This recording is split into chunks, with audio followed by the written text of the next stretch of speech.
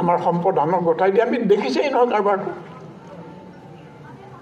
এতিয়া ধৰক মই এটা উদাহৰণ দিছোঁ, বাগজান বুলি হেৰিত যিটো ভয়ংকৰ দুৰ্ঘটনা হৈছে, কিমান মানুহ তেনেকৈ মানে সৰ্বশ্ৰান্ত হ'ল, ঠাইখন কেনেকৈ নষ্ট হৈছে, আৰু সেই জুইৰ শিখা কিমান ওপৰলৈ গৈ পেলাই মানুহক ত্ৰাসিত কৰিছিল। সেই বাগজানৰ ৰিপৰ্ট কি কাৰণে হ'ল সোধা হ'ল। গতিকে যোৱা বছৰৰ প্ৰডাকশ্যন কষ্টৰ ভিত্তিত এইবাৰ মিনিমাম কষ্ট এইটো হ'ব।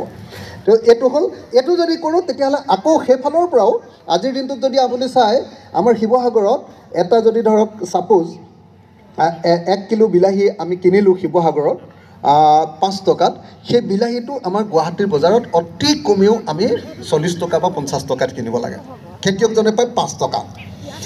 5 টকাৰ বিলাহীটো যেতিয়া 50 টকা হয়, মাজত 45 টকা বেলেগে খায়।